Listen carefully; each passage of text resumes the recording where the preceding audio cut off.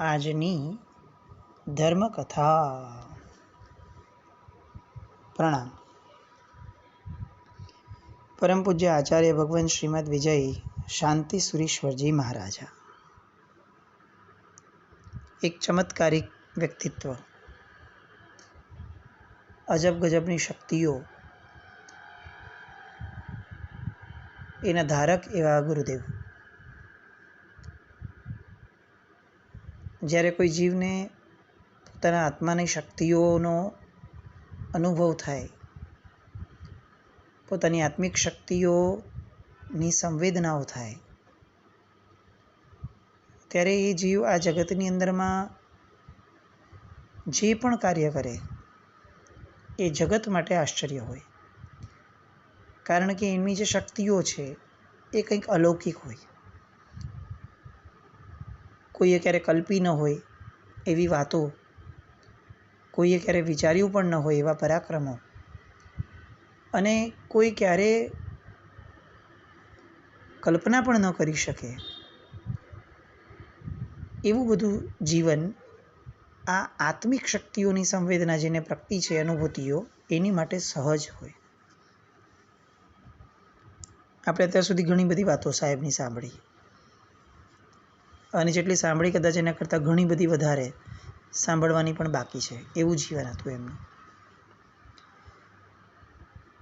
પ્રસંગ છે દિલવાડામાં, જ્યારે સાહેબ બિરાજમાન હતા ત્યારનો. એક મુનિ ભગવંત આવ્યા. એ મુનિ ભગવંતને બધા ભોલે મુનિ કહેતા હતા. સાહેબ દિલવાડામાં બિરાજમાન છે એવું ખ્યાલ આવ્યો એટલે ઘણા બધા લોકો ભેગા થયા. એમાં કેટલાક મહાત્માઓ પણ આવ્યા. એમાં આ મુનિ ભગવંત,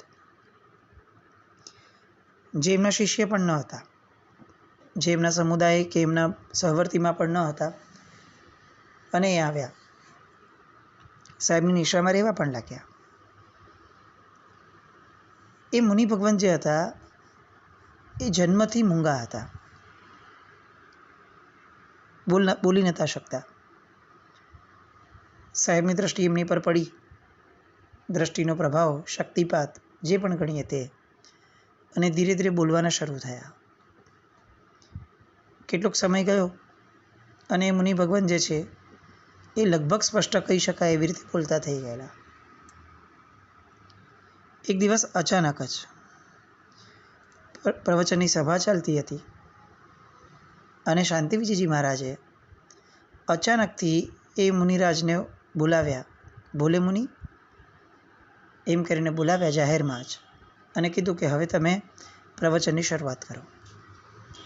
અને આ લોકોના સભાના જેટલા પણ પ્રશ્નો છે અહીંયાના લોકલ લોકોના, એ પ્રશ્નોના નિરાકરણ તમે આપો. કેવું લાગે? એ ભોલે મુનિની જગ્યાએ આપણે હોત તો આપણી સ્થિતિ શું હોત? ગમે તેટલી શ્રદ્ધા હોય ગુરુ ભગવંત ઉપર, પણ અચાનક પણ આવી રીતે કોઈ આપણને કહી દે કે ભાઈ ઊભા થાઓ અને અચાનક બોલવા લાગો, એ પણ એ વ્યક્તિને કહેવામાં આવે કે જે વ્યક્તિ નાનપણથી બોલ્યું જ નથી, હજી માંડ બોલતા શીખ્યું છે, એ પણ સાહેબની કૃપાથી, પોતાનો તો કોઈ પુરુષાર્થ પણ નથી. અને એવા સમયે એમ કહેવામાં આવે કે બોલો, એટલું જ નહીં પણ આ બધા લોકોના પ્રશ્નો પણ સોલ્વ કરો. આપણને સહજપણે આશ્ચર્ય થાત, પણ એ જે મુનિ હતા એ મુનિ ભગવંતને આશ્ચર્ય ન થયું. સાહેબે કીધું છે ને તથી, અને એમણે બોલવાનું શરૂ કર્યું. આખી સભા દિગ્મૂઢ થઈ ગઈ, આશ્ચર્યચકિત હતી કે આ મુનિ ભગવંત જે છઠ્ઠાથી બોલી રહ્યા છે એ ક્યારેય કોઈ વિચારી પણ ન શકે એવી હતી, એટલી બધી પ્રભાવિત કરે એવી. એટલું જ નહીં, એમણે અલગ અલગ ગામોમાંથી જે અલગ અલગ વ્યક્તિઓ આવ્યા હતા, એ અલગ અલગ વ્યક્તિઓને એમણે ઇન્વાઇટ કર્યા કે તમને કોઈને કંઈ પણ પ્રશ્ન હોય તો તમે મને જણાવો. અને લોકલ લોકો, બહારથી આવેલા લોકો પોતપોતાના પ્રશ્નો રજૂ કરવા લાગ્યા. અલગ અલગ વ્યક્તિ અલગ અલગ સમયે પોતાના પ્રશ્નો અલગ અલગ પદ્ધતિના, અલગ અલગ વિષયોના, અને દરેક પ્રશ્નોને બહુ જ પદ્ધતિસર તે મુનિ ભગવંત અટેન્ડ કરવા લાગ્યા, એનું નિરાકરણ આપવા લાગ્યા. બધાને આશ્ચર્ય હતું કે આ કઈ રીતે આટલું શક્ય બન્યું હશે. અને ત્યારે શાંતિ વિજયજી મહારાજ ઊભા થયા અને એમણે એમ કીધું કે જુઓ, તમે અમને બોલે મુનિએ કહી અને જે લોકો ચીડવતા હતા એ બધાને હું પૂછું છું કે હવે આ છે બોલે મુનિ? આટલા બધા વિદ્વાન, આટલા બધા વિચક્ષણ, આટલા બધા પ્રવચન પ્રભાવક છે, કોણ એમની માટે નબળું બોલતું હતું? અને ત્યારે એ સમયે જે મુનિ ભગવંત હતા એ મુનિ ભગવંત પોતે અને ત્યાં એક ફૂલચંદ ઝાબક નામના શ્રાવક હતા. એ બંને જણા એક સાથે બોલ્યા કે સાહેબ, આ ભોલે મુનિ નથી બોલી રહ્યા, આ ભોલે મુનિની પાસે કોઈક બોલાવી રહ્યું છે, કોઈ શક્તિ છે કે જે શક્તિ એમની પાસેથી બોલાવી રહી છે. અને બંને જણાએ કીધું કે એ શક્તિ એટલે સાહેબ આપ સ્વયં. બસ આ બોલવા પૂરતું બોલ્યા અને તરત જ મહાત્મા ત્યાંથી ઊભા થઈ અને વયા ગયા. આ એમની સ્પેશિયાલિટી હતી. એમની પ્રશંસા ક્યારે પણ કંઈ થતી હોય તો યા તો એ સામાન્ય મૌન કરાવી દે અને યા તો પોતે ત્યાંથી નીકળી જાય, પણ કોઈ દિવસ પોતાની પ્રશંસા ચાલતી હોય ત્યાં સાહેબે પોતાની હાજરી આપી નથી. આ એક ગુણ છે. પ્રશંસા અને હાજરી એ બંને એક સાથે ન રહી શકે, અને જો બંને ભેગા થાય તો પછીથી એ જે નિસ્પૃહતા કે જે ખરેખર પ્રશંસનીય છે એ ગુણ ધીરે ધીરે ખસતો જાય. કદાચ કાર્યો થોડા ઘણા ચાલતા રહે, પણ એ જે ગુણના આધારે પ્રશંસા હતી એ ગુણ જે છે એ ગુણ ધીરે ધીરે ધીરે ઘટતો જાય. સાહેબની નિસ્પૃહતા પરાકાષ્ઠાની હતી અને એમની માટે આવા બધા પ્રસંગો તો બહુ સામાન્ય હતા. ત્યાંથી સાહેબ માંડોલી નગરીની અંદરમાં ગયા, જ્યાં અખિલ ભારત વર્ષીય જૈન સંમેલન થયું. એ સંમેલનની અંદરમાં સાહેબે બહુ જ સરસ વાત કરી. એમણે એવું કહ્યું કે જ્યાં સુધી સમાજની અંદરમાં જે કુરીતિઓ છે એ કુરીતિઓ એ દૂર નહીં કરવામાં આવે ત્યાં સુધી આ સમાજ જે છે એ ખરા અર્થની અંદરમાં ધર્મી નહીં બને. સરકાર એવું ઈચ્છે છે કે આ બધી કુરીતિઓને કાયદાના આધારે દૂર કરવામાં આવે, કાયદાના ભયથી. પણ હું બહુ સ્પષ્ટપણે એવું માનું છું કે કાયદા એ આપણા સામાજિક જે પણ નીતિ નિયમો છે એની અંદર કાયદાઓને અંદર આવવા ન દેવું જોઈએ. એના કરતાં આપણે જ આપણા સમાજના વ્યક્તિઓને શિક્ષિત બનાવીએ, એને સંસ્કારી બનાવીએ, એને આ બધી વસ્તુઓ પ્રત્યે જાગૃત બનાવીએ અને એ રીતે આપણા સમાજને આપણી બદીઓથી દૂર રાખીએ, પણ કાયદાને અંદર આવવાની અનુમતિ આપણાથી ન અપાવવી જોઈએ. આ એ સમય છે કે જ્યારે હજી ભારત આઝાદ પણ નથી થયું. આજે આપણી પરિસ્થિતિ આપણે જોઈએ તો આપણને ખરેખર એવું લાગે કે કેટલાક ધર્મો એવા છે કે જે ધર્મોની અંદરમાં ક્યાંય કોઈ કાયદાઓને બહુ લોકો તવજ્જો નથી આપતા, એમના ગ્રંથ પ્રમાણે ચાલવાનું. પણ આપણા બધા ગ્રંથો કંઈક અલગ કહેતા હોવા છતાં આપણે એ દેશના જે કાયદાઓ છે એ કાયદાઓને છેક આપણા ધર્મસ્થાન સુધી અંદર આવવા દીધા. બહુ વિચારણીય પ્રશ્નો છે. સાહેબની દીર્ઘદ્રષ્ટિને આ સમયે આપણે બહુ જ માનભેર જોવી જોઈએ કે જ્યારે હજી તો ભારત સ્વતંત્ર નથી થયું, જે કહેવાતી સ્વતંત્રતા છે એ પણ હજી નથી મળી, અને એ સમયે પણ સાહેબ સ્પષ્ટ હતા કે સરકારનું કામ સમાજના દાયરાની બહારનું છે. સામાજિક નીતિ નિયમોની અંદર જો એકવાર સરકાર દખલ કરશે, કાયદાઓ દખલ કરશે, તો પછી સામાજિક માળખું આખું ને આખું એ પડી ભાંગશે. ઘણા પ્રશ્નો કદાચ વાત કરવા બેસીએ તો આજે એવું લાગે કે બહુ લાંબી ચાલે આ વાતો. સહશિક્ષણથી લઈ લગ્ન સંસ્થાની બાબતમાં પણ આપણા સામાજિક નિયમોથી સરકાર બહુ ભિન્ન ચાલે, કાયદાઓ બહુ ભિન્ન ચાલે, અને એમાં પણ બહુ જ રિસન્ટલી જે કેટલીક અપડેટ આવી છે એ તો ખરેખર અસહ્ય લાગે. આખી લગ્ન સંસ્થાનું માળખું જ તોડી નાખશે એવા બધા નવા નવા નિયમો કાયદાકીય રીતે આવી રહ્યા છે. એટલે બધું બહુ વિચારણીય છે. અને સાહેબે એ સમયે એ જમાનાની અંદરમાં આ વસ્તુની ટકોર કરી હતી કે સમાજ જાગૃત બનવો જોઈએ, સમાજ પોતે જ પોતાની બદીઓને દૂર કરે, પણ કાયદાને એ વસ્તુ માટે જરા પણ અનુમતિ ન અપાય. અને એમણે એ સમયે કન્યા શિક્ષણ ઉપર પણ બહુ જ જોર આપ્યું હતું. એ સમયે કેટલાક ગામોની અંદરમાં કન્યા વિક્રય થતું, કન્યાઓ વેચાતી હતી. એ કુરીતિને દૂર કરવા માટે બહુ જ મજબૂતાઈથી સાહેબે કેટલાક પ્રતિપાદનો કર્યા. ત્યાંથી સાહેબ પોતાના ગામ મણાધર ગયા. દીક્ષા પછીથી સૌ પ્રથમવાર સાહેબ ગયા હતા. 2 દિવસ ત્યાં રોકાયા. ત્યાંથી આગળ ઉમેદપુરમાં પ્રતિષ્ઠા મહોત્સવ હતો. એ પ્રતિષ્ઠા મહોત્સવ પછીથી સાહેબ તખતગઢ જવાના હતા. હવે તખતગઢ જવાના રસ્તા ઉપર પાદરલી નામનું એક ગામ આવે. ત્યાં જે ભીલો રહેતા હતા, તખતગઢથી કદાચ 2 માઇલ જેટલું દૂર બીટિયા નામનું એક ગામ. એ બીટિયા ગામની અંદરમાં એક વીર હતા, એટલે કે એક દેવ હતા, જેને પાળિયા તરીકે દરેક ગામની અંદરમાં પૂજાય એવા એક દેવ. એ દેવની પાસે દર વર્ષે સેંકડો બકરાઓનો બલિ ચડાવાય. સેંકડો બકરાઓનો. સાહેબને ખ્યાલ આવ્યો કે આપણે આ જ રસ્તેથી એમને જવાનું છે. એટલે એમણે નક્કી કર્યું. આ દિવસ હતો 6 ડિસેમ્બર 1938. લગભગ સાંજે 4 વાગ્યાની આસપાસ સાહેબ બીટિયા ગામની અંદરમાં પધાર્યા. સાહેબ બહુ શ્યોર હતા કે આ પ્રથા મારે બંધ કરાવડાવી છે. પણ ત્યાંનો જે પૂજારી હતો, એ પૂજારીને અંદેશો આવી ગયો કે આ મહાપુરુષ આવે છે ને આ મહાપુરુષે ઓલરેડી કેટલીક જગ્યાઓએ આ બલિ પ્રથા બંધ કરાવડાવી છે. એટલે જો આ મહાપુરુષ આવશે તો આપણે એને રોકી નહીં શકીએ. એટલે એ સાહેબ આવે એ પહેલાં જ એ જ દિવસે વહેલી સવારે પોતાનું સ્થાન છોડીને ભાગી ગયો પૂજારી. હવે પૂજારીને જ જો પ્રેરણા ન કરીએ અને સાહેબે તો ત્યાંથી વિહાર કરી લેશે તરત, એટલે ફરી પાછું એનો એ પ્રશ્ન ઊભો જ રહે. હવે કરવું શું? સામાન્ય માણસ જ્યાં અવઢવમાં આવે ને ત્યાં અસામાન્ય વ્યક્તિ એનું કાર્યક્ષેત્ર શરૂ થાય છે. સાહેબને એમ થયું કે પેલા પૂજારીને બદલાવવાનું એ જો શક્ય નથી તો પૂજારી જેને માને છે હું એને બદલાવી દઉં.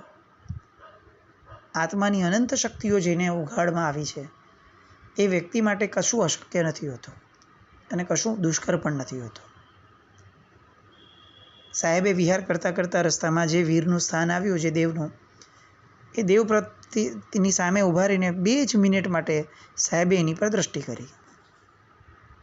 બસ દ્રષ્ટિ કરી, 1-2 મિનિટ જેટલો સમય માંડ. અને સાહેબ ત્યાંથી પછી નીકળી ગયા. હવે આ જે દ્રષ્ટિ છે એની અસર જુઓ. એ જ રાત્રિએ પેલો પૂજારી જ્યાં હતો, ખાસો એવો દૂર હતો, પૂજારી જ્યાં હતો ત્યાં રાત્રિએ સ્વપ્નની અંદરમાં આ જ દેવ એને આવે છે.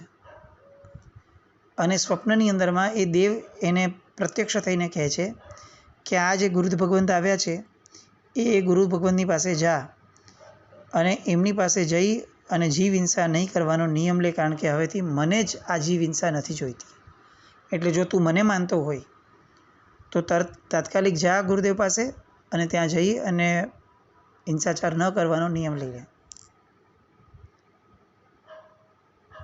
આને તો જાગ્યો. જાગીને એને બહુ આશ્ચર્ય હતું કે આવું કેવી રીતે થઈ શકે. આ એવા કેવા ચમત્કારી પુરુષ છે કે જે માણસોને તો ઠીક, દેવને પણ પલટાવી દે છે. સેંકડો વર્ષોથી કદાચ આ પ્રથા ચાલી આવતી હશે, વર્ષોથી ચાલતી આવતી હશે પરંપરાગત.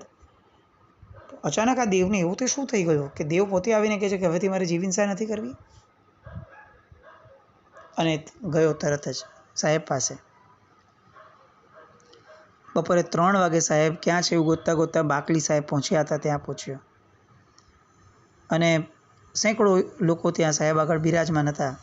એ સમયે ગુરુદેવને નમસ્કાર કર્યા અને આખી સ્વપ્નની વાત સાહેબને એણે કીધી. અને સાહેબે નિયમ આપ્યો કે આજ પછીથી આ વીરના સ્થાન ઉપર ક્યારે પણ કોઈ જીવનો વધ નહીં થાય. અને પેલા સપ્રેમ નિયમ ગ્રહણ કર્યો. પ્રત્યક્ષ શક્તિઓ કરતાં પરોક્ષ શક્તિઓ એવું કાર્ય કરી શકે જે કાર્ય કલ્પના બહારનું હોય. વારંવાર આ વાત સાહેબના જીવન ચરિત્રની અંદરમાં આપણે ઉચ્ચારવી પડે એવી સ્થિતિ. સાહેબની અભ્યંતર શક્તિઓ અકલ્પનીય હતી. ત્યાં સાહેબ કેટલાક દિવસ રોકાયા. 70 વર્ષથી એ સમાજની અંદરમાં ક્લેશ હતો અને એ ક્લેશને સાહેબે દૂર કર્યો. ત્યાંથી પછી સાહેબ આગળ વધ્યા. પોમાબા નામનું ગામ હતું, ત્યાં સાહેબે પ્રતિષ્ઠા કરાવડાવી કુંતુનાથ ભગવાનની. ત્યાંથી સુમેરપુર થતાં થતાં બડગાંવ આવ્યા. આ બડગાંવની અંદરમાં પણ બહુ જ જૂનો ક્લેશ.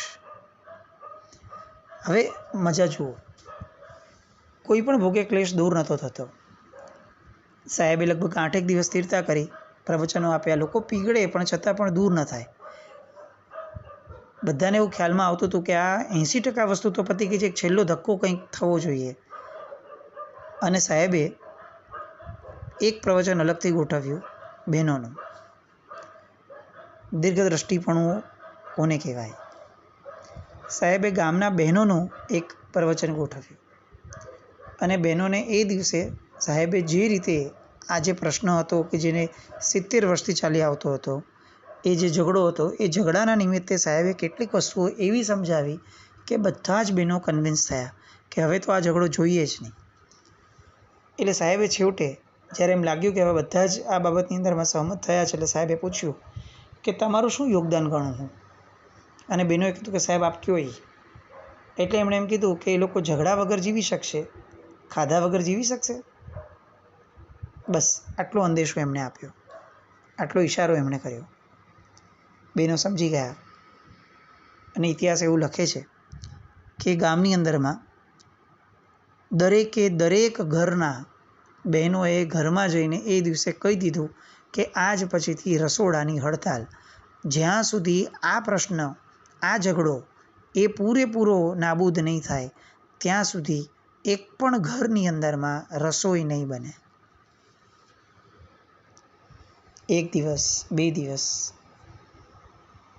ત્રીજા દિવસની સવાર થઈ અને બધા જ પુરુષો એ જાણે આ એક વસ્તુની સામે કમ્પ્લીટ શરણાગતિ જેણે સ્વીકારી લીધી હોય એ રીતે બધા ભેગા થયા, સાહેબ પાસે ગયા, હાથ જોડીને બધાએ માફી માંગી. અરસપરસ પ્રેમ ભાવ ભર્યા શબ્દો વહેંચણી થઈ. સાહેબે પણ પ્રેરણા કરી અને 70 વર્ષ જૂનો ઝઘડો એ ગામનો એ ત્યાં એનો અંત આવ્યો. સાહેબની શક્તિઓ, સાહેબની વિચારધારાઓ અદ્ભુત કહી શકાય એવી. ત્યાંથી સાહેબ ચૂલી ગામમાં ગયા. ત્યાં પણ કેટલાક વર્ષો જૂનો ઝઘડો હતો, એ પણ સાહેબે પૂરો કરાવડાવ્યો. હવે ત્યાં સાહેબ ગામથી કેટલાક કિલોમીટર દૂર, 2-3 કિલોમીટર દૂર એ કોઈક એક જંગલ જેવો એરિયા હતો, એના એક મિલ હતી. એમાં એ મિલની અંદરમાં, મિલ જેવા એક જર્જરિત મકાનની અંદરમાં રહેતા હતા. ત્યાં એક શ્રાવક આવ્યા, સાંજનો સમય હતો. શ્રાવકે પૂછ્યું કે સાહેબ કંઈ કામ છે? અને અચાનક સાહેબે, શાંતિ વિજયજી મહારાજ સાહેબે એવું કહ્યું કે એક કામ કરો, તમે થોડેક દૂર સાધ્વીજી પ્રમોદશ્રીજી મહારાજ સાહેબ છે, એ પ્રમોદશ્રીજી મહારાજ સાહેબને બોલાવીને એમ કહ્યું કે તમને શાંતિ વિજયજી મહારાજ સાહેબ યાદ કરે છે. પેલા ભાઈ તો ગયા, જે શ્રાવક હતા નગીનદાસભાઈ, એમણે જઈને કીધું કે સાહેબ આપને યાદ કરે છે. સાધ્વીજી ભગવંતે ના પાડી દીધી, એવું શક્ય જ નથી, સાંજનો સમય છે, સૂર્યાસ્ત થઈ ગયો છે, હવે કઈ રીતે સાહેબ અમને યાદ કરતા હોય? એટલે આવવા તૈયાર જ ન થયા કે આ કંઈક અલગ જ ઘટના છે, કંઈક બીજું ચાલી રહ્યું છે ને અમારે આ બધામાં પડવું નથી. થોડી વાર થઈ અને ઉપાધ્યાય મણિસાગરજી મહારાજ એ અચાનક સાધ્વીજી ભગવંતના ઉપાશ્રયમાં એ સમય આવી ગયા. અને એમણે પણ સાધ્વીજી ભગવંતોને કીધું કે તમે ચિંતા નહીં કરો, આ ભગત તમને જે બોલાવવા આવ્યા છે એ બરોબર છે, શાંતિ વિજયજી મહારાજ સાહેબ તમને યાદ કરે છે અને તમે જાઓ. 4 સાધ્વીજી ભગવંતો જે ત્યાં બિરાજમાન હતા, બધાએ નક્કી કર્યું કે જવું તો એકલા નથી જવું, 4 ભેગા જઈએ. એટલે 4 સાધ્વીજી ભગવંત, પેલા નગીનદાસભાઈ ભગત અને ઉપાધ્યાયજી મહારાજ, એમની સાથેના 2 બીજા મહાત્માઓ બધા જ ભેગા નીકળ્યા અને સાહેબના દર્શન માટે સાહેબ જ્યાં હતા ત્યાં પહોંચ્યા. અને જેવા ત્યાં પહોંચ્યા એવું એમણે જે દ્રશ્ય જોયું, પોતાની આંખ ઉપર નહીં, પોતાના આખાને આખા જીવન ઉપર ભરોસો ન બેસે એવું દ્રશ્ય.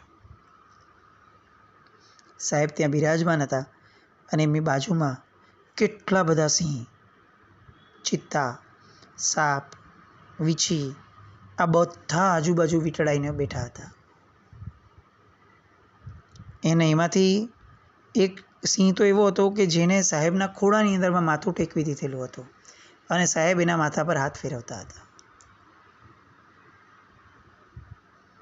પેલા સાધ્વીજી ભગવાન એ તો આશ્ચર્યમાં ગરકાવ થઈ ગયા કે હું શું જોઈ રહી છું, આ કઈ રીતે શક્ય બને? આટલા બધા જંગલી પશુઓ એની વચ્ચે બિરાજમાન પૂજ્યશ્રી, અને આ બધા જંગલી પશુઓ પાછા શાંત ચિત્તે બેઠા આટલા બધા શાંત રસમાં, આ અશક્ય છે. એટલે પૂછે છે કે સાહેબ આ બધું કઈ રીતે શક્ય બને છે? અને ત્યારે સાહેબ એક પંચલાઈન એમને બોલે છે કે જે ઘણી વાર સાહેબના મુખમાંથી એમના જીવનકાળ દરમિયાન નીકળતી હતી.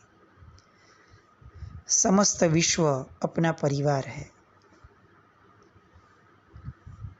સાહેબનું જીવન પણ એવું જ. પંચેન્દ્રિય મનુષ્યો એ આપણો પરિવાર છે એ તો ખરું જ, આ બધા તિર્યંશ પણ આપણો જ પરિવાર છે. આ ભાવ એ સાહેબના મનની અંદરમાં રમતો હતો એવું નહીં, એ આ પશુઓના મનમાં પણ રમે. કેવું લાગે સાંભળીએ તો? એક વ્યક્તિના ખોળાની અંદરમાં સિંહ માથું મૂકી અને સૂતો હોય અને એ વ્યક્તિ એના માથે હાથ ફેરવની અને વાત્સલ્યને હૂંફ આપતા હોય. શાંતિસુરી મહારાજ એક ગજા બહારનું વ્યક્તિત્વ. આપણા વિચારોના સીમાડા જ્યાં પતે ત્યાંથી શરૂ થતું એક વ્યક્તિત્વ. એમની આવી બીજી અનેક વાતો, અને બધી વાતો દ્વારા જે પામવાનું છે તે આત્મિક શક્તિનો જે સાક્ષાત્કાર એમણે જે કર્યો હતો એ શક્તિઓની કિંમત આપણને પણ સમજાય. એવી બધી અનેક વાતો ફરીથી આવતીકાલે મળીએ. જીનાજ્ઞાવ્રત કંઈ પણ બોલાયું હોય તો મિચ્છામિ દુક્કડમ, જૈનમ જયતિ શાસનમ. શાંતિસુરી મહારાજનું યોગ બળ આપણા સૌનું કલ્યાણ કરે અને આપણા સૌના હૃદયની અંદરમાં એક નિર્ભયતા અને આપણા સૌના હૃદયમાં એક મૈત્રી ભાવ એનું પ્રકટીકરણ થાય એવી શુભ મંગલ કામના.